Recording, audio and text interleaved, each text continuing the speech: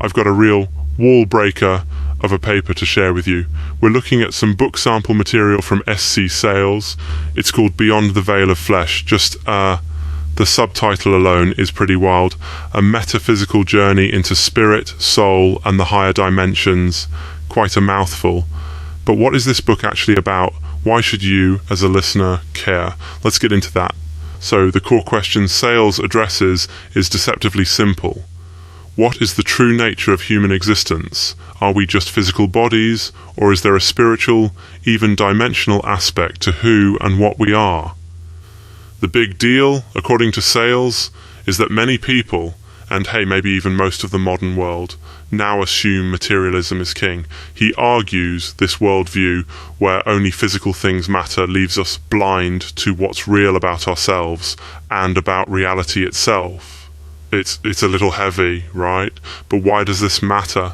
Well, this question shapes everything from how we view death and consciousness to what meaning we ascribe to life.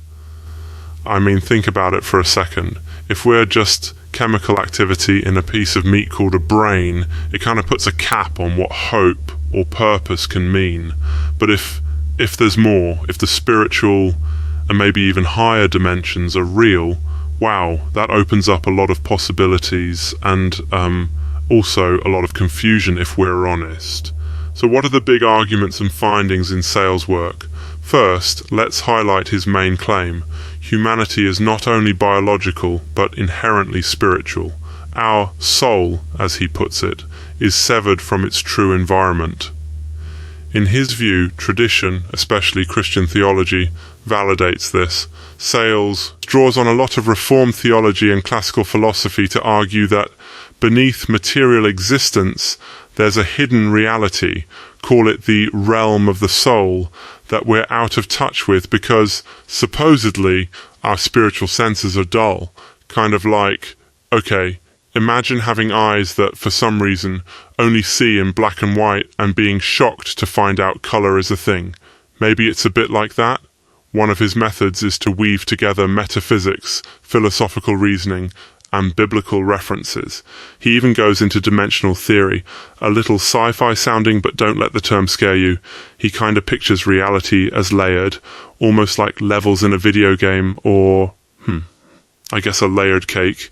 Each dimension adds depth, and apparently we're stuck on the lowest one until some sort of spiritual rebirth occurs. For him, salvation is not just behaving well or thinking the right things. It's like being ontologically upgraded into a higher dimension of reality. It's sort of trippy. But the takeaway is, he sees our problem as one of dimensional blindness. Now, if you're listening and wondering, okay, so what can I actually do with this? Good question. Sayles is really urging you, the individual, to reconsider your assumptions about what's real. He'd say, don't just accept materialism because it's trendy or what scientists say. Look at the cracks in the worldview. For example, the hard problem of consciousness. Why do we have subjective experience or the feeling that beauty and meaning matter? He claims that material explanations fall short and invites you to see these as evidence for a spiritual, dimensional self. So, to sum up, Sayles, Beyond the Veil of Flesh is, at its core, challenging us to ask whether we're missing out on a whole layer of reality,